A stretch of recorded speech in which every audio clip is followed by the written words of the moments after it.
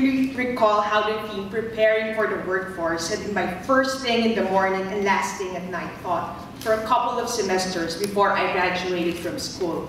Like Dr. Paz asked a while ago, which generation I'm part of. I'm part of Generation X, so that was a long time ago.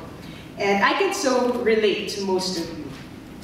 The transition phase from being a student to a full-time employee was an overwhelming and awkward roller coaster phase of my life. I know the feeling of excitement from getting a call and getting an interview invitation, and the grief of reading a lot of rejection letters and emails every minute, every hour of the day. I understand the feeling of pressure on all fronts while I'm still figuring things out. When I go to social gatherings and people innocently ask you, so what's next after graduation? And all I can give them is a stare, and how I wish I would have that answer at that moment. So when people ask me that time about my job search status, I tend to answer back with a phrase in a joking way. It's complicated. It's like a dating relationship status on Facebook.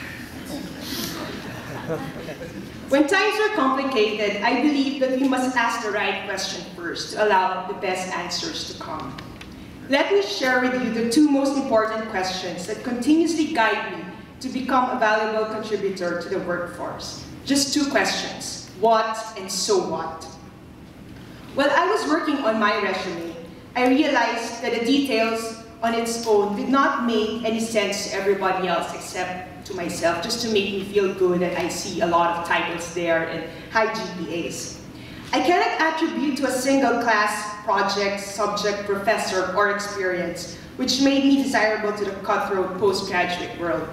So I stepped back, looked at the bigger picture, and thought of a key message that made me unique in my own little ways.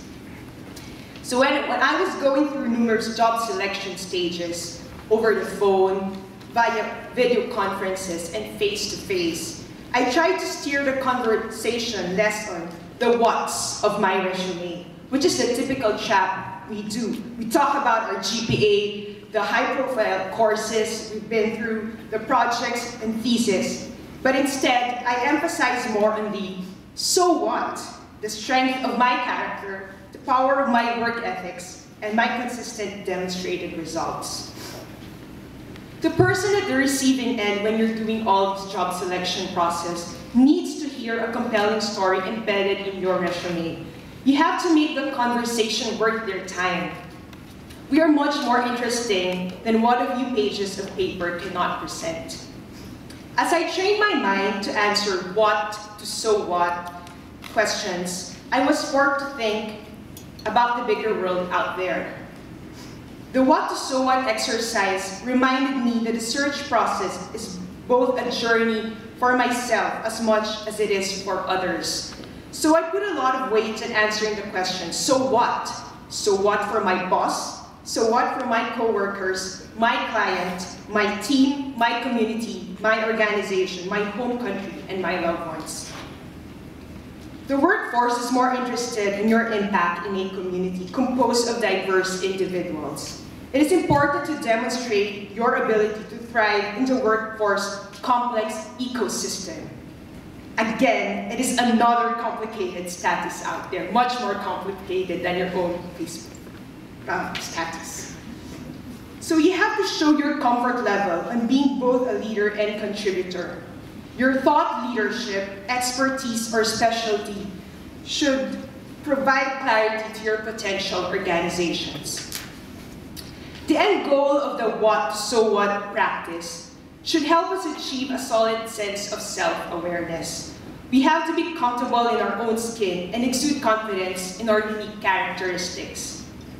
The workforce equally looks for the values you share with the larger community, as well as your differentiating standout qualities that present you as a highly interesting candidate for a job.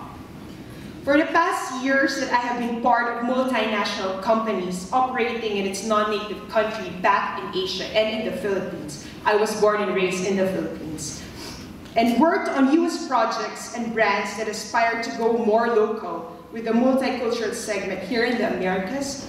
And now, I'm employed by a Filipino company with aggressive ambition to go and grow internationally and with a mission to be in service of the Filipino people wherever they may be.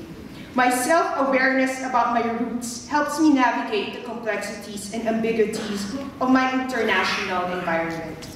Let me share my 3 pointers on how we can leverage on our Filipino identity at the global stage. First, we should ignite the world-class Filipino traits innate to us. Our creativity, hard work, quiet strength, flexibility, persistence, sense of fun, and genuine love and concern for others.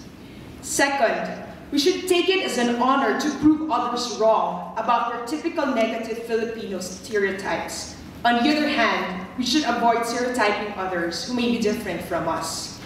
And third, we should aim to work on a citizen of the world mindset. This would help us appreciate the context of our culture and the heritage in sync with others' point of view. So what now? Before I go, here's my so what do's and don'ts guide for your job search.